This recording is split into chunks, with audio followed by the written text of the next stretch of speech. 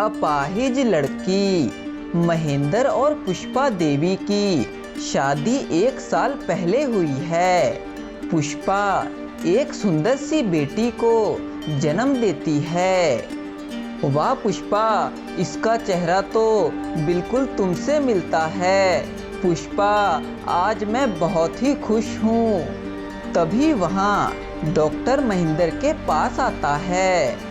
Mister Mahendra, मुझे बहुत अफसोस के साथ कहना पड़ रहा है, आपकी बेटी की पैरों की हड्डी टेढ़ी है, जिसकी वजह से वह अब कभी चल नहीं पाएगी। मुझे इस बात का बहुत ही अफसोस है। आप यह क्या कह रहे हैं डॉक्टर साहब? मेरी बेटी जीवन में कभी चल नहीं पाएगी। नहीं, मैं ऐसा नहीं होने दूंगा। मैं अपनी बेटी के इलाज के लिए दुनिया भर के सभी डॉक्टरों के पास जाऊंगा। तब महेंद्र और पुष्पा देवी अपनी बेटी का इलाज करवाने के लिए बड़े से बड़े डॉक्टर के पास जाते हैं, परंतु उन्हें हर बार निराशा ही मिलती है। इस तरह 15 साल बीत जाते हैं। महेंद्र और पुष्पा देवी की बेटी अब बड़ी हो जाती है। रानी व्हील चेयर के सहारे ही इधर उधर जा पाती थी। एक दिन की बात है, जब रानी स्कूल में थी। चलो मोनिका, हम फुटबॉल खेलते हैं। हाँ बंटी, चलो फुटबॉल खेलते हैं, बहुत मजा आएगा। बंटी, मैं भी तुम सबके साथ फुटबॉल खेलना चाहती हूँ, मुझे भी अपने साथ फुटबॉल खिला लो ना। रानी, तुम तो चल फिर भी नहीं सकती हो, तुम हमारे साथ फुटबॉल कैसे खेलोगी?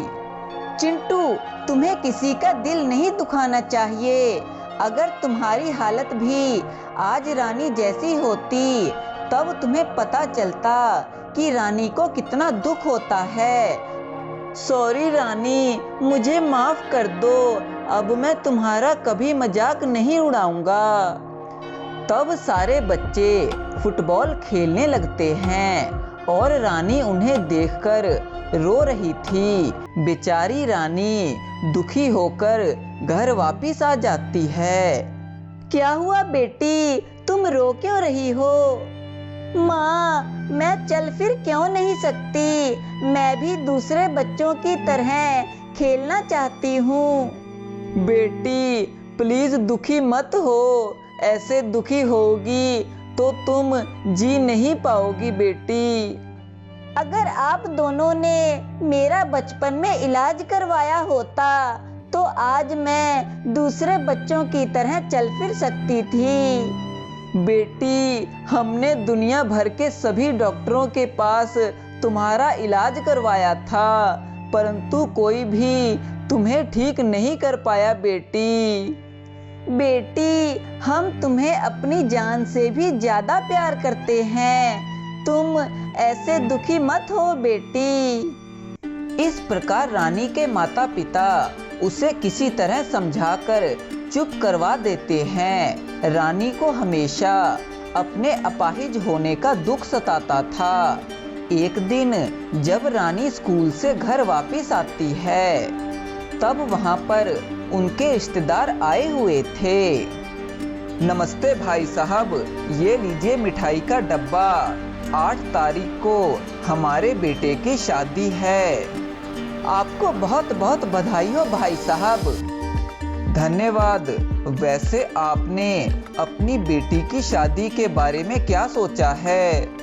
पता नहीं बेचारी रानी का क्या बनेगा। बेचारी लड़की के अपाहिज होने की वजह से कोई उससे शादी करेगा भी या नहीं, मुझे तो उसकी शादी की बहुत चिंता हो रही है। तब रानी छुपकर उनकी बातें सुन लेती है। तब वह घर से भागकर स्कूल चली जाती है। रानी आज बहुत ही दुखी थी और लगातार रो रही थी। तभी वहाँ उसकी क्लास टीचर वहाँ आ जाती है। अरे रानी, तुम यहाँ स्कूल में तो कब की छुट्टी हो गई है और तुम रो क्यों रही हो रानी? मैडम, पता नहीं भगवान ने मुझे अपाहिज क्यों बनाया। ना जाने मेरा भविष्य कैसा होगा मैडम। मैं अपने जीवन में कुछ कर पाऊंगी या नहीं, यही सोचकर मैं दुखी हो रही हूँ मैडम। बेटी, खुद को कम मत समझो। तुम खूब मेहनत करके पढ़ाई करो और कुछ बनकर दिखाओ, तब देखो सभी तुम्हारा सम्मान करने लगेंगे। रानी अपनी टीचर की बातें सुनकर बहुत ही उत्साहित होती है और दिन रात एक करके पढ़ाई करने लगती है। रानी की मेहनत अब रंग लाती है और वह हाई कोर्ट में जज बन जाती है। अब रानी को बड़े बड़े घर के रिश्ते आने लगते हैं। रानी के पिताजी की छाती गर्व से चौड़ी हो जाती है। पिताजी, अब तो आप खुश है ना? मैंने खूब मेहनत करके यह मुकाम हासिल किया है। बेटी, तुमने तो मेरा नाम रोशन कर दिया। भगवान मुझे हर जन्म में तुम्हारी जैसी बेटी दे। यह कहकर दोनों बाप बेटी की आंखों में आंसू आ जाते हैं।